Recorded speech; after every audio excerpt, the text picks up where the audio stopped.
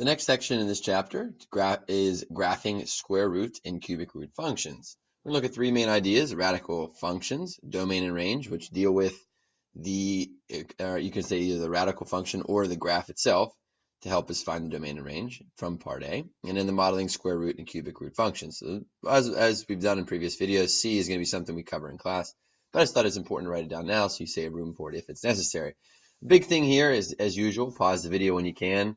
Or when you think it's necessary to jot the notes down. You can obviously watch multiple times, so don't feel the need to rush. And lastly, there's going to be a lot of graphing, so I would advise you either use graph paper or just be prepared to draw several graphs on lined paper. Okay, so let's take a look at the warm-up, something you're familiar with. So warm-up, I want to graph the following function using a table. So the equation y equals x cubed minus 2 is obviously a cubic function without a quadratic or linear term. So plugging in and evaluating in the table is going to be very easy. Some values to consider, potentially 0, 1, -1, 2, -2. So you can go down the list of things that are going to be easy for you to utilize, and I came up with that table here. We plugged in 0, so 0 cubed is 0, minus 2 is -2. Same thing when you plug in 1. You plug in -1, you come up with a value that's reasonable to graph, as well as when you plug in 2.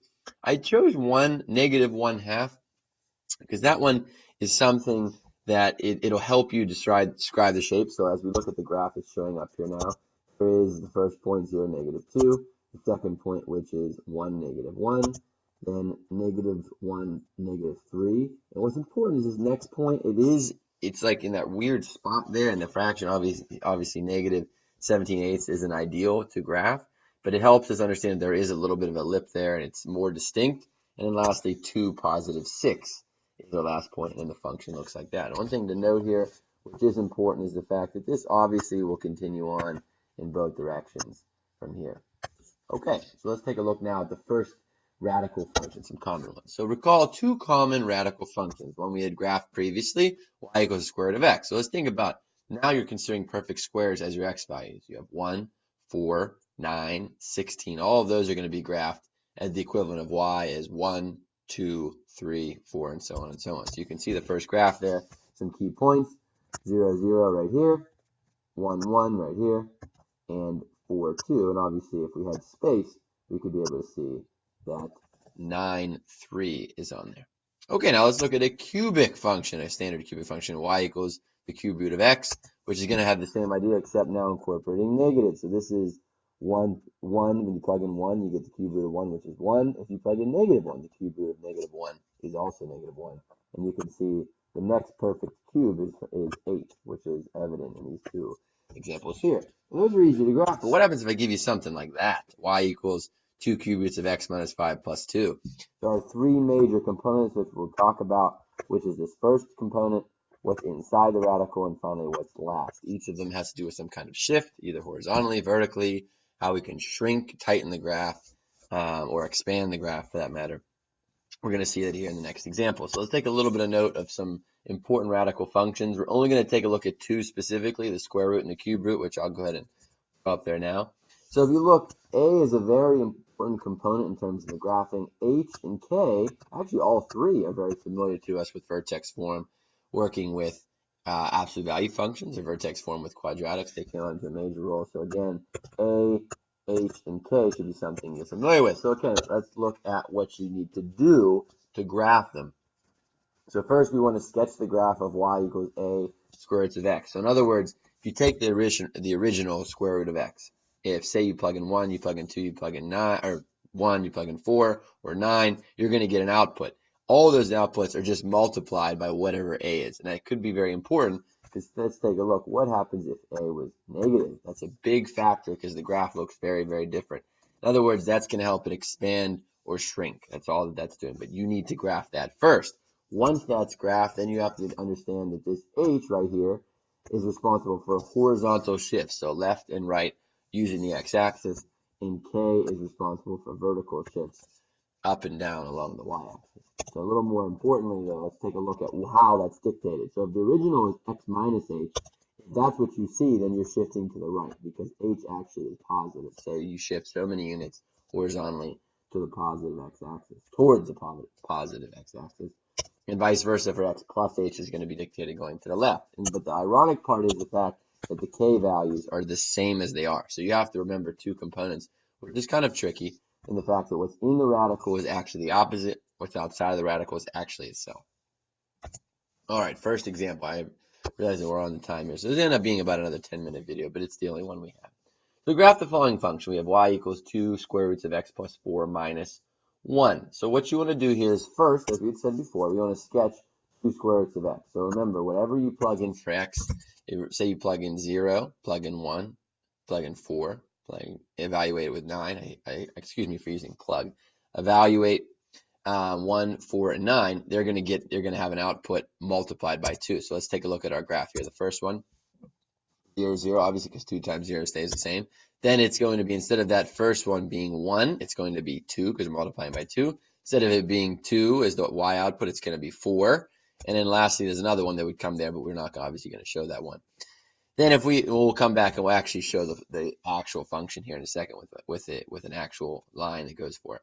So shift each plotted point a certain way, and that's why I didn't want to put the function entirely up there because you want to see how it shifts. So first thing, you want to shift everything 2 units to the left. So take this 2 units to the left, take this 2 units to the left, 2 units to the left. And I apologize because this should say 4. Okay, I had adjusted it before. So 4 units to the left, even further of a shift to the left. Then we want to take 1 unit down. So if we take a look at our first point, let's take this one. We're going to go 4 units to the left, 1 down. Take this one, we're going to go 4 units to the left, 1 down. Should pop up right there. 4 units to the left, 1 down at the y-axis, which is going to be our intercept here in this case. So if we graph both, that's the original, and this is the new one. So let's take note of this. Let's take note of especially this point right here, because that's going to help us with the domain and the range. Okay, look at our next example. We have graph the following function y is equal to negative 2 cube roots of x minus 3 plus 2. So again, the first thing you want to do is you want to sketch this, but it's a negative cube root of x, because that's a big difference in the way the graph looks. So let's throw the graph up there. Our first point is obviously going to be 0, 0, because negative 2 times 0 is just 0. If we then say, okay, if I plug in 1, or evaluate for negative 1, you're going to get x is negative 1 after you take the cube root of it. Or I'm sorry, not x negative 1. After you evaluate it, you get negative 1, but that's multiplied by negative 2, so that's why it's positive, and exactly the opposite for the other one when you evaluate x equals 1. Then you get 2 more points that are a little bit out there. You can see that is for 8. It is 8, 4, and the same thing over here, 8, 4. Then the function appears in that manner. It's a little bit faint, but I want the other one to be bold because that's the one we need. So then we want to shift each point a little bit. So we want to shift 3 units to the right, 2 units down. So think about this, 3 units to the right, 2 units down. So let's see the first one. We should be going 3 units here, 2 down, but we might be working one. Oh, like another one. Ooh, here we go. 2 units up. Up. That's very important to change, obviously, because it's not down. That's a little more than x over the top of that.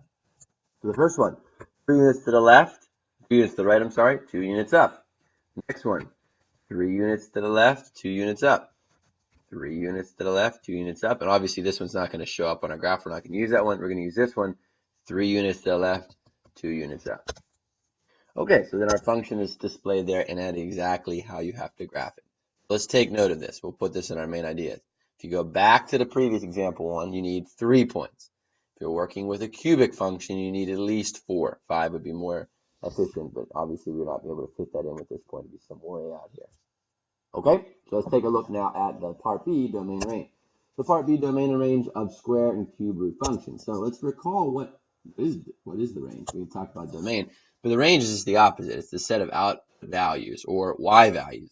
So just like we were describing what x values are included, it's just the opposite looking at the y's. But it's actually a little bit simpler, I think. At least you'll find you're either a range person or a domain. I've always been someone who thinks range is a little easier.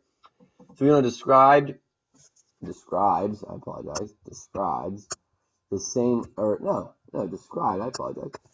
same way as domain, but with all real y values, or we're saying that y does not equal something. So like something that would make the denominator 0, we have to efficiently realize that that's not part of the range, as it wouldn't be part of the domain. You'll see how it's a different factor here. We'll talk about that. So y is equal to 2 square roots of x plus 4 minus 1. Okay, so let's take a look at this. So let's look at that's the example we just looked at from example 1. So we're going to say in this case, let's take a look. -4 is the farthest the x value goes on this function. And -1 is also the lowest the y value goes. So all the y values are above -1, and they are all of our x values are to the right of -4. Instead of saying all real numbers except this, or all non-negative reals, or all positive, or whatever the case, you're actually dictating it by an actual point that goes in a certain direction. So let's try to look at the next one. Maybe that'll help us out a little, make a little bit more sense. So we're looking at y equals -2 cubed of x minus 3 plus 2. When we graphed it, that was what we got. So we're looking only at the blue. And we can realize that we're going to include a lot of things here. But unlike the first one, we realize that all of my x values are included, all my negatives, all my positive x values are included. And it's going to the upward to negative infinity, or the x is going to negative infinity, but it's also going to a positive infinity in that direction. It's going to negative infinity, but it's also going to some value of y. So we're actually covering all of our bases by saying it's all real numbers for the domain, all for the range. And you're going to see how with cubic root functions, that's exactly what's going to happen. It's going to be all real numbers. Unfortunately, though, it's not as easy for the square root. So hopefully this helped us out a little bit. What do we got? About 11:30. So hopefully you get a chance to look at this. We'll see how the quiz goes tomorrow. Again, domain and range is something we will cover in a little more detail. But I hope this helped again, and we'll see you tomorrow.